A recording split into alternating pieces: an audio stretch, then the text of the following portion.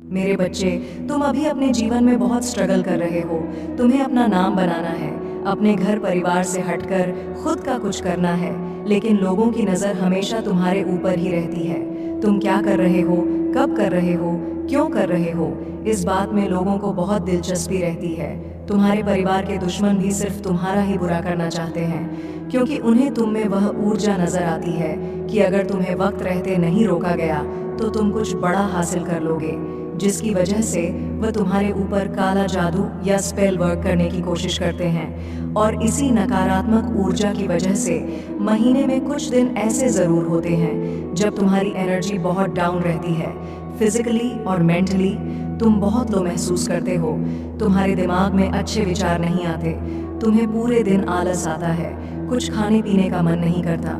तुम्हें भी महसूस होता है जैसे कोई नकारात्मक ऊर्जा तुम्हें खींच रही है, और सिर्फ इस वजह से, इस नकारात्मक ऊर्जा की वजह से तुम अपने बहुत सारे आइडियाज़ पर काम नहीं कर पाए और बहुत से अवसर गंवाए हैं। तुम इस नकारात्मक ऊर्जा की वजह से तुमने बहुत कुछ खोया है मेरे बच्चे, लेकिन तुम्हारी सबसे बड़ी ताकत तुम्हारा आत्मबल, तुम्हारा आत्मविश्वास है, जिसने कभी तुम्हें हारने नहीं दिया। आज भी तुम्हारे अंदर जीतने की चाह है और तुम अपने हर ख्वाब, हर सपने को पूरा करना चाहते हो। अपने खराब रिश्ते को, करियर को, नौकरी को, बिजनेस को। तुम्हें यकीन है कि तुम अपनी आस्था से अपने जीवन के हर खराब क्षेत्र को सुधार लोगे। तुमने अपने जीवन में जो कुछ भी खोया है, तुम आज भी रोते हो। वह सब कुछ याद करके इस नकारात्मक ऊर्जा ने तुमसे क्या कुछ नहीं छीना, लेकिन तुम आज भी लड़ने के लिए तैयार हो। ब्लैक तारा माँ की पूजा करना शुरू कर दो मेरे बच्चे। बस उनका नाम लेने से ही तुम हर नकारात्मक ऊर्जा पर जीत हासिल कर सकते हो। तुम्हारी सबसे बड़ी कमजोरी यही है कि तुम सोचते बहुत ज़्यादा हो, बहुत ओवर थिंक करते हो। नहीं तो ये बात तुम्हें भी पता है कि तुम हमेशा से ऐसे इंसान हो जो दूसरों को मोटिवेट करता है। तुमने अंधेरे में हमेशा दूसरों को उम्मीद दिखाई है और हमेशा खुश रहने वाले इंसान हो तुम। लेकिन जब तुम अकेले बैठते हो तो तुम्हारे दिमाग में बहुत नकारात्मक बातें और वही बातें तुम्हें बहुत परेशान करती हैं। तुम बहुत अकेलापन महसूस करते हो। यह सब तुम्हारे साथ तभी होता है मेरे बच्चे, जब वह लोग जो तुमसे बहुत जलते हैं, तुम्हारा अच्छा होता हुआ नहीं देखना चाहते हैं। वह लोग तुम्हारे ऊपर किसी प्रकार की क्रिया करते हैं। उन लोगों को पता है कि वह तुम्हारा कुछ नहीं बिगाड़ सकते, क्योंकि तुम्हारे दिन की शुरुआत मेरा नाम लेकर होती है। तो तुम्हारी भक्ति के आगे उनकी नकारात्मक ऊर्जा हर बार हार जाएगी। ऐसा निस्वार्थ प्रेम है तुम्हारा मेरे प्रति। ये सब कुछ सिर्फ तुम्हें परेशान करने के लिए करते हैं। हर संभव कोशिश की है इन लोगों ने कि नकारात्मकता तुम पर हावी हो जाए, पर तुम्हारे हिम्मत को आज तक कोई तोड़ नहीं पाया है।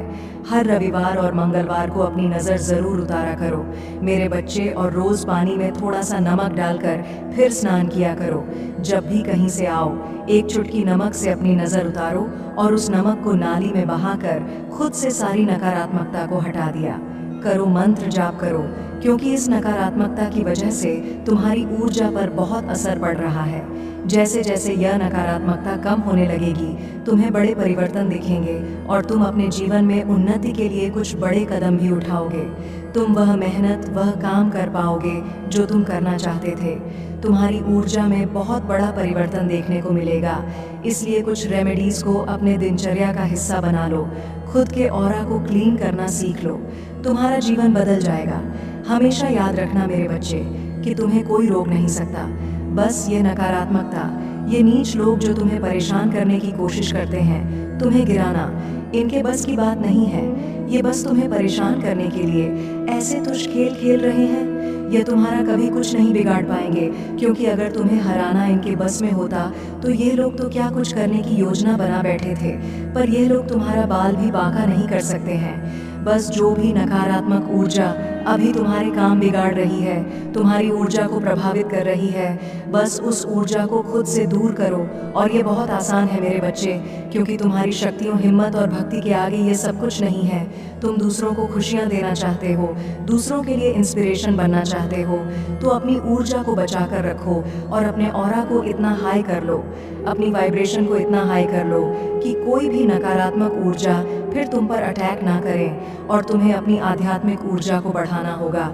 और जब तुम माता रा की देव्य शक्तियों से जुड़ जाओगे, तब तुम किसी भी मुसीबत में फंसो, वह तुम्हारी रक्षा करने ज़रूर आएंगी। इतनी कोमल और शक्तिशाली देवी है वह, जो हर बुरी परिस्थिति से बाहर निकालने में हमेशा तुम्हारी मदद करेंगी। और तुम्हें इस नकारात्मक ऊर्जा पर विजय हासिल करनी होगी। तुम्हें उन सबको दिखाना होगा कि तुम्हारी भक्ति के सामने उनकी कोई औकात नहीं है, और मुझे पता है तुम यह कर सकते हो। अपने आप को ब्लैक तारा माँ के चरणों में समर्पित कर दो, खुद को पूरी तरीके से उन्हें सौंप दो। वो स्वयं तुम्हारी रक्षा करेंगी और हर नकारात्मक ऊर्जा से तुम्हारे लिए लड़ जाएंगी। वह पर शुरुआती दिनों में तुम्हें शायद मंत्र जाप में ध्यान लगाने में थोड़ी दिक्कत का सामना करना पड़े। पूजा करते समय तुम्हारा मन भटके, तुम्हें आलस आएगा। कभी कभी तुम्हें लगेगा कि आज नहीं करता हूँ, कल कर लूँगा। पर किसी भी हाल में रुकना मत, और अपनी पूजा में एक भी दिन का ग मत आने देना, क्योंकि वह नकारात्मक ऊर्जा तुम्हारे मन को बहुत विचलित करेगी, तुम्हारे मन को बहुत भटकाने की कोशिश करेगी, ताकि तुम अपनी पूजा से भटक जाओ। इसलिए किसी भी परिस्थिति में तुम्हारा मन करे ना करे, तुम खुश हो उदास हो, उनकी भक्ति जरूर करते रहना और मंत्रों का जाप जरूर करते रहना। और मन में अटूट विश्वास रखना कि कितनी भी बड़ी नकारात्मक शक्ति हो, तुम उस पर विजय जरूर हासिल करोगे, क्योंकि तुम मेरे ही स्वरूप की पूजा कर रहे हो।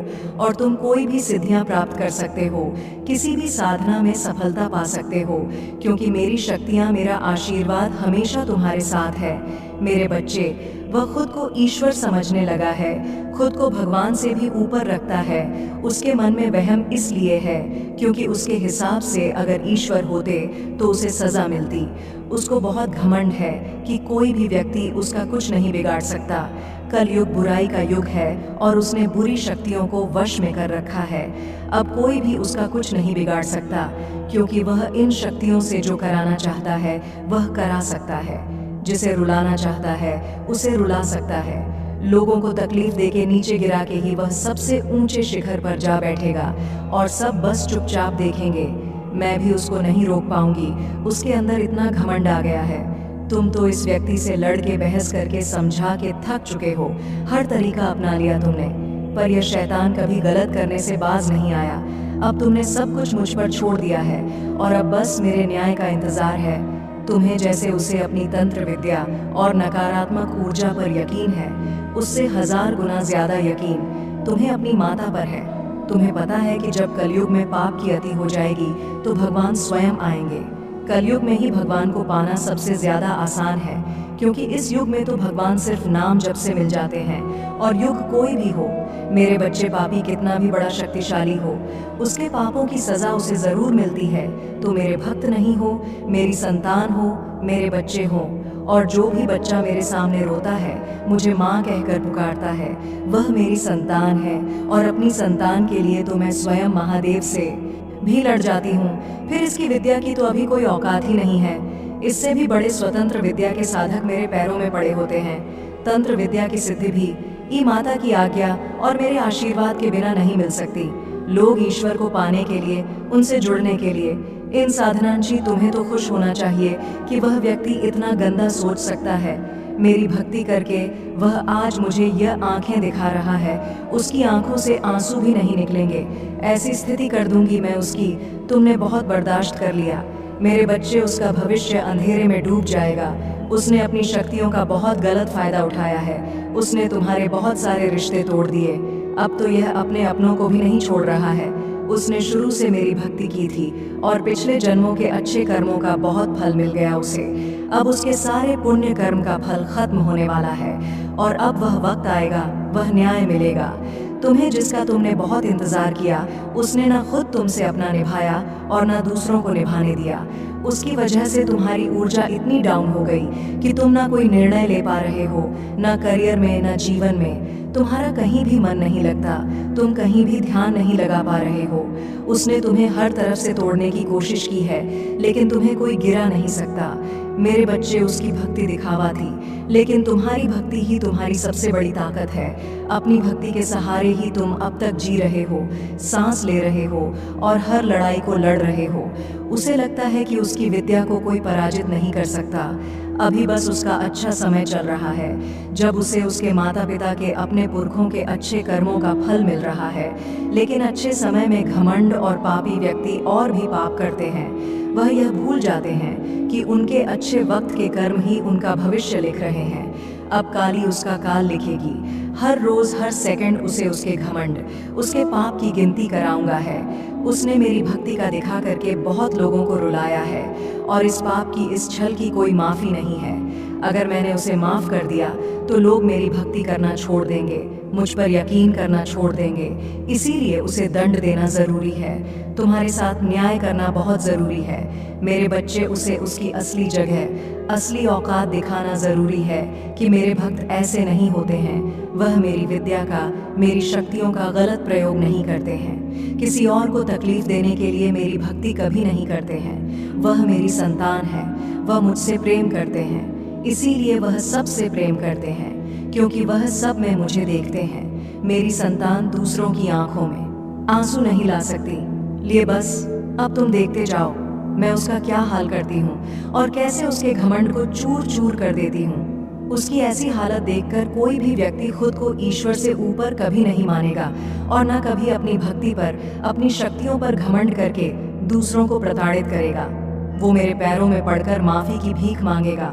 अब उसके बुरे दिनों की न शुरू हो गई है। उसके अच्छे कर्मों का फल खत्म हो रहा है। उसके जीवन में अंधेरा आने वाला है। उसका अहम, उसका घमंड ही उसकी बर्बादी का सबसे बड़ा कारण बनेगा, और वह अपनी सारी शक्तियां खो बैठेगा। बहुत लाचार और असहाय पाएगा वह इस दुनिया में खुद को, जहां उसका कोई साथ नहीं देगा। तब उसे समझ में आएगा कि मेरे आशीर्वाद के बिना उसकी सारी शक्तियां व्यर्थ हैं। मेरे विरुद्ध जाकर उसने अपना सब कुछ खुद बर्बाद किया है। तुम्हें रुलाकर उसने अपने जीवन की सबसे बड़ी गलती की है। तुम्हें कमजोर समझना ही उसके सबसे बड़ी भूल है, और मुझे चुनौती देकर उसने अपने काल को निमंत्रण दिया है। अब मेरे प्रकोप से, मेरे क्रोध से उसे कोई नहीं बचा सकता। मेरे बच्चे, तुम बहुत भावुक इंसान हो। दूसरों का दुख सुनकर रो देते हो, पर कभी भी अपनी बातें, अपना दुख किसी को बता नहीं पाते, क्योंकि तुमने हमेशा खुद ही खुद को संभाला है, और बचपन से ही तुम किसी पर बोझ नहीं बनना चाहते थे। तुमने हमेशा जिम्मेदारियां निभाई हैं, और सबका ख्याल रखने की आदत है तुम्हें। तुम लाख गुस्सा हो, लेकिन तुम की किसी को तकलीफ में नहीं देख पाते हो। मेरे बच्चे, बहुत कम लोग हैं तुम्हारे जीवन में जिनसे तुमने खुलकर अपने दिल की बात कही होगी, लेकिन उन लोगों ने तो तुम्हारी भावनाओं की धज्जियां उड़ा दी। अब तुम किसी के सामने रोते नहीं हो, अपने दिल में छुपे राज दर्द किसी को नहीं बताते, क्योंकि लोग उस जख्म को भरने के बजाय उस पर नमक छिड़कने का काम करते हैं। और तुमने यह एक्सेप्ट कर लिया है कि शायद कोई भी तुम्हें नहीं संभालने वाला, और तुम्हारी सोच भी सबसे बहुत अलग है मेरे बच्चे। इसलिए तुम्हारे विचार जल्दी किसी से नहीं मिलते। लोग तो अपनों का अच्छा होते हुए भी नहीं देख पाते हैं, पर तुम पूरे देश का सोचते हो। इतना बड़ा दिल है तुम्हारा। अपने धर्म के लिए, अपनी जन्मभूमि के लिए कोई भी त्याग कर सकते हो तुम।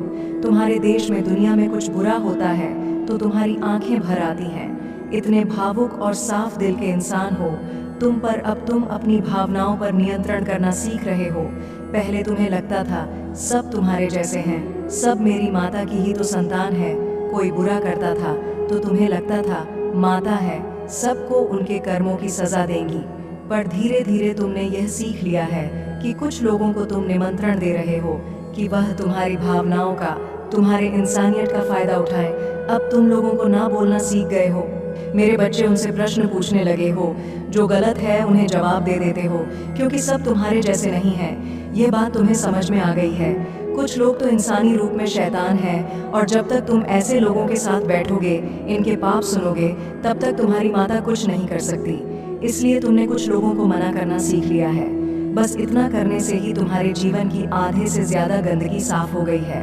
अगर आप मुझ में अपनी भक्ति रखते हो तो मेरी इस वीडियो को शेयर करके महादेव जी का संदेश चैनल को सब्सक्राइब कर लेना, और साथ ही मेरा भाग्यशाली अंक 888 लिखकर मुझे अपनी की स्वीकृति प्रदान कर देना।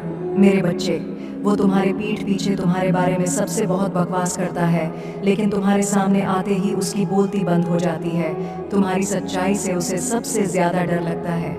मेरे बच्चे, उसे पता है कि तुम कितने स्वाभिमानी हो, और कितना ही बड़ा आदमी क्यों ना खड़ा हो, तुम लोगों के कर्म देखकर उनकी इज्जत करते हो, ना कि किसी का नाम और शोहरत देखकर उनसे प्रेम करते हो।